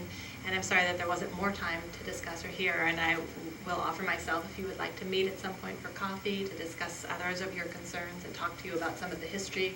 I've been involved in this board for 7 years, actively involved in Measure S and all of our implementation. of that. I just want to make a quick comment about Measure S. We were able to successfully remodel Hatch, as well as Pillar Citos, also contributing some money with matches with our Boys and Girls Club for our athletic facilities. A huge portion of that money also went to something that isn't seen as much, which was the computers and the technology that are now in every single classroom throughout the district. Fair Longview, El Granada, Hatch, the middle school, the high school, Pillar Citos. Those things allow those teachers to offer 21st century education to the children, as well as allow us to satisfy our state requirements, which are currently to do testing on computer devices. So that was a huge contribution of Measure S, and also our safety measures and Columbine locks, which was also done at all of our school sites with the Measure S facility dollars. And also the auditing that is done of our bond dollars, as well as our complete budget, is done by outside certified public accountants. They're not in this district, they're not our employees. They are required by law to follow the law. So I just wanted to make that clear as well. I just want to thank all the past folks who volunteered to help in this community to pass these types of things, and thank in the future for those that will step up to help with this campaign. It's a hard road over the next couple of months, and excited to tell you all that we have identified, if the board agrees and passes this tonight, we've identified 2 co-chairs for the campaign, one from the Half Moon Bay community, one from the Fair Longview community, so a nice balance across the coast, and so we'll be ready to go with that. So I just wanted to say thank you again to this community for its degree of support. We couldn't do all the wonderful things that you heard earlier, that you hear at every single school presentation when we talk about what's happening at El Granada with Martha, or at Fair Longview with Cesar, or at Cunha with our science fair, at the high school tonight at Pillar Citos, and of course at Hatch with David. We couldn't do all of those things if it wasn't for the support of this community. So again, I urge my fellow board members to support the bond, and then turn around and urge this community to help us stand together to do what's best for all of our children, for the whole community. Thanks, everybody, for your comments. I just have one context comment, which really ties back to the resolution earlier about the full funding, that we're currently at full funding, and using air quotes, 2007. Well, historically, the state also helped fund building in communities. As Krista will tell you, that doesn't exist anymore. So to Kirk's comments is that it is solely on our shoulders. There is no monies from Fed, there is no monies from the state. It is literally in this footprint right here where we're gonna build whatever we're gonna build. So I just want the community to know that as well. So thanks, everybody. Jane, did you have a comment? No, I'm just getting closer as you're getting, because we need to get Janet Mueller up, because when you make the final vote, there is something that needs to change a little bit in the resolution, and Great. so you need to hear from Janet, and I also see Joy Takara from TBWB also available. Yes, Laura will invite them up. Before, yeah, you need to hear this before. Coming up, Jen. Good evening, everybody. Real quickly, I know you're pretty familiar at this point with what we're proposing to do tonight, but maybe just to quickly give you an overview of the document that you have in front of you. You have a resolution. It's a base resolution that makes a lot of different references and representations about what it is that we are planning to do.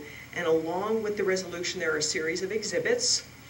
And Exhibit A is the mandatory 75-word ballot statement, which is, most of you know, the very brief description of the measure that goes actually on the ballot that is then voted on. Exhibit B to the resolution is what we would call the full ballot text of the measure. That's the complete statement of all of the detail, and that gets printed in the ballot pamphlet that gets mailed home to voters. And Exhibit C is the tax rate statement, and that is also a mandatory document for bond measures that explains to voters what the various tax amounts are going to be, the estimated highs, lows, duration, etc. That follows a statutory formula. And so collectively, the resolution plus those 3 exhibits are the full statement of the measure. So in other words, what you say here, the promises you make, the bond project list that you've laid out, and all of the details collectively comprises sort of that contract with the voters. And so it's important to kind of understand what that full package is. The superintendent alluded to an issue that I did need to actually to bring to your attention. I'm going to hand out for you a proposed replacement Exhibit A, and that is because just within the last 2 days, we learned from the registrar of voters when we did a little consultation with them that we were 3 words over the 75-word limit. Based on just sort of word counting conventions that they have that differed a little bit from what we were expecting. And so what you have attached to the resolution that was agendized has got 3 extra words in it, so we have come up with a proposal to eliminate those 3 extra words. And that's what's being circulated to you now, and I don't think there's anything about the proposal that changes any meaning or anything substantive about the measure.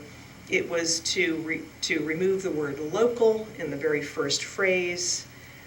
It is to change a reference that in the existing copy says raising the amount needed. Instead, we're going to say raising amounts needed. That removes the word the.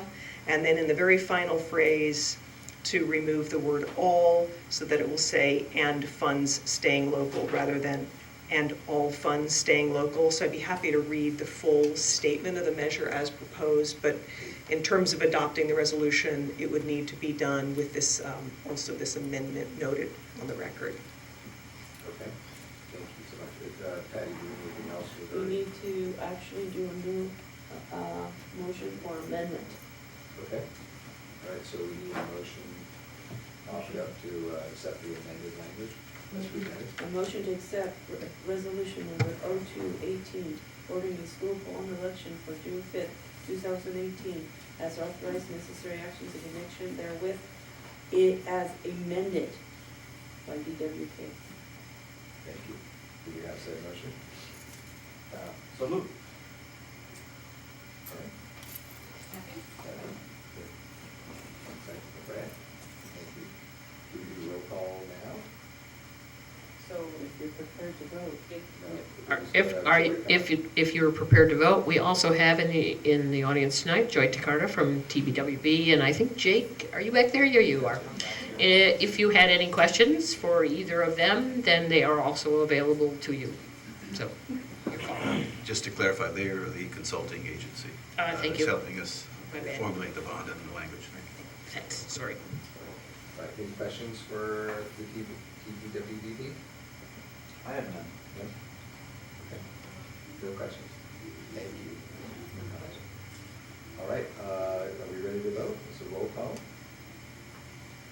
Certainly. Aye. Aye. Aye. Right. It passes 5+1.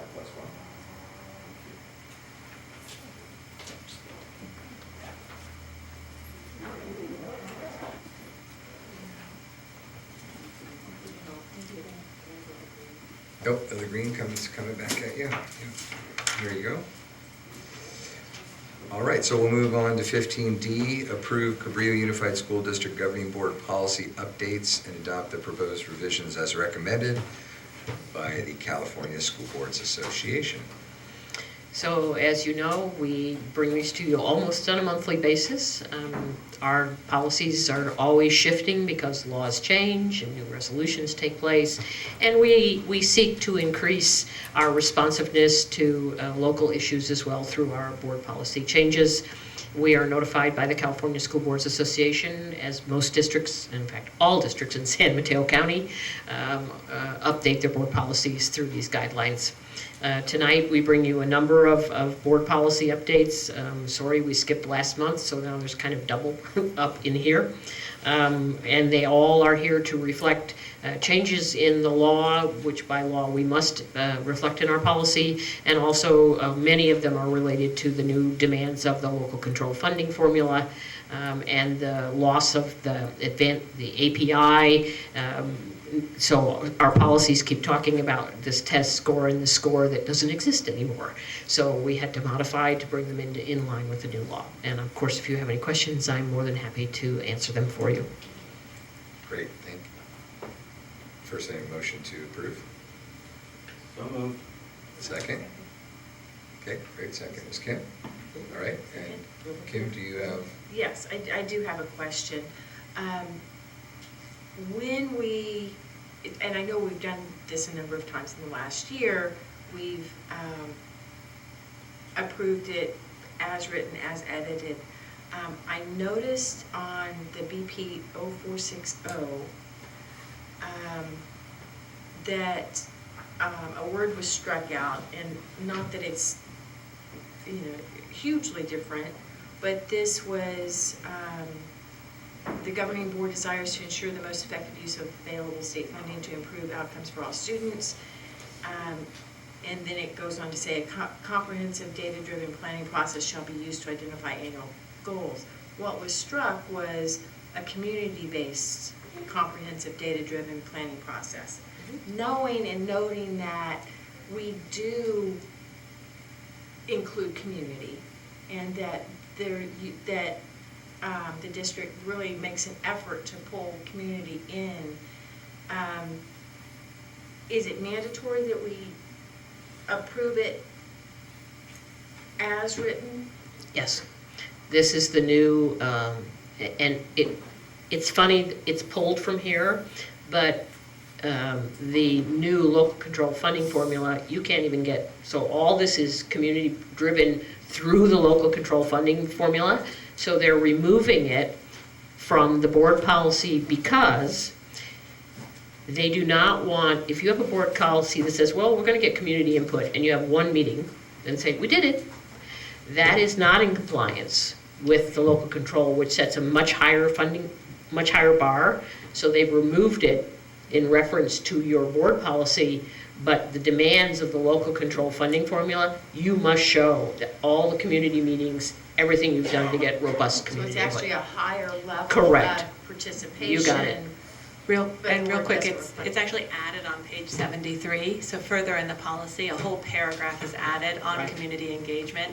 And so it says, on the top of page 73, it says, as part of the parent and community engagement process, the district shall solicit input on effective and appropriate instructional methods, including but not limited to establishing language acquisition programs, including English learners, and to have access to core academic content standards and to become proficient in. So it has a whole section that they've then added, so you actually have to not just get community involvement, you have to very specifically access parts of your community that are most impacted by the outcome.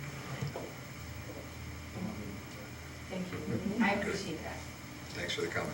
Okay, all in favor? Actually, I have one just quick question, Sorry, all sorry, right. no, we're eager to get out of here.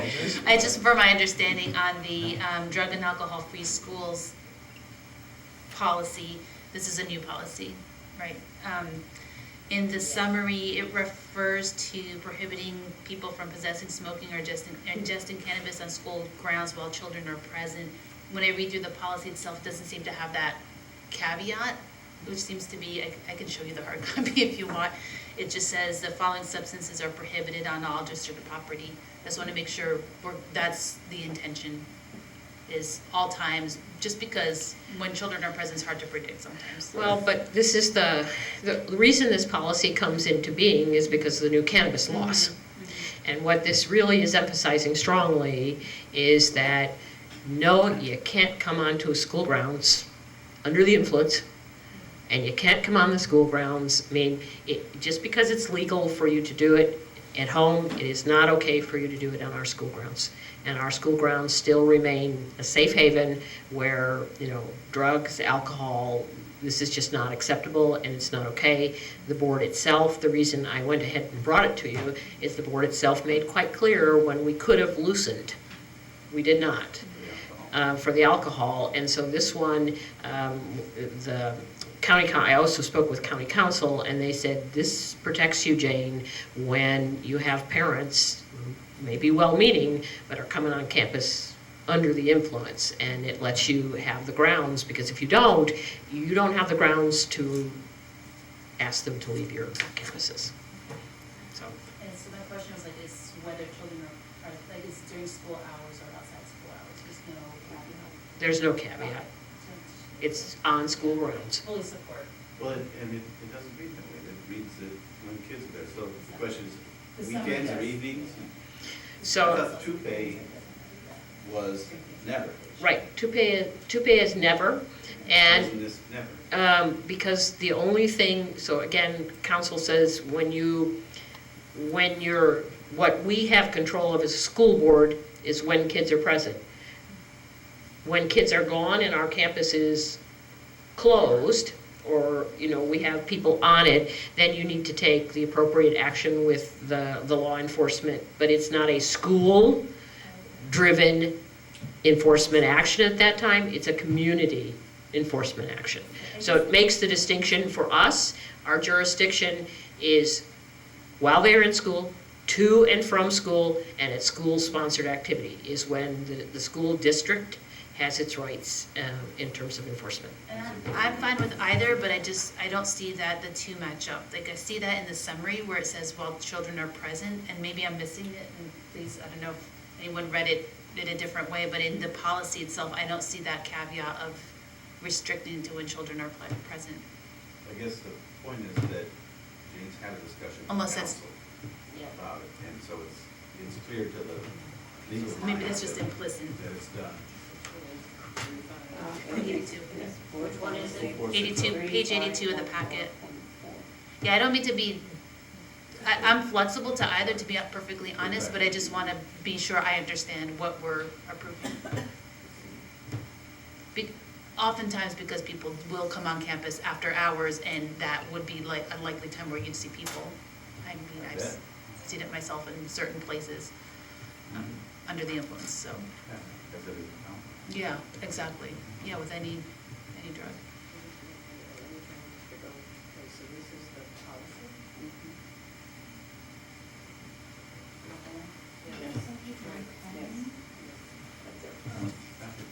Back to page 82. Oh, is this in 110? Sorry, I don't mean to, I just want to It's know if okay, we're it's approving. fine. Students. So this is further down. Oh, this is under alcohol and other drugs. This is from the packet. Oh, okay. Where's this not listed here? It's just possession too, and it's not even use, so it's a higher, it's a higher bar, which is great. Well, it's more comprehensive than It's not, and it has to be because of the law change. Otherwise, we're looking at having people on campus. I'm fine with the higher bar, to be clear. Yeah. I'm fine with that. I just wanted to make sure I was clear on what we're approving. We have new signage at some of the entrances, but does that cover this new change or that's coming? We'll have to, it's gotta come this way, so once you pass policy things, then we'll start to, our signage will start to, the two-bay signage is still that good, makes but we'll sense. have to continue to bring it in compliance with the new law. Okay, cool. Okay, thank you. All right, any further questions? All right, all in favor? Aye. Aye. Aye. Great, 5+1, we're approved. All right, 16 future board agenda items approved. Next one will be approving the second interim budget. We'll approve the annual submission of phase 1 of the consolidated application and reporting system, also known as CARS. We will approve Cabrillo Unified Governing Board policy updates and adopt the proposed revisions as recommended, similar to this evening. And we'll also receive a report on visual and performing arts. We'll have future events, February 10th, Sweetheart Social at Kings Mountain. February 15th, Chamber Education Committee Supplies Party, always exciting for teachers, where $100 bills are typically handed out, which is really cool. We'll have President's Week, 19th through 23rd, no school. And all the sites will be closed. Principal Day on March 1st, there'll be a reception at the district office. We have a DLAC meeting on the 2nd, also at the district office. Hatch PTO auction, I've attended many of those, March 3rd at Mavericks Event Center. Same night, also Common Fairland View will be having their auction night at the Half Moon Bay Brew Co. We got a Big Lift meeting at the district office on March 6th. What's that? Oh, I'm sorry. March 6th, Chamber Education Committee meeting. March 8th, we'll be here back again to meet. And March 24th, El Granada has their auction, so lots of fundraising. Everybody get out and support your local schools. And we're going to conclude the open session, and the board is going to reconvene in closed session. Thanks, everybody, for attending. Have a great evening.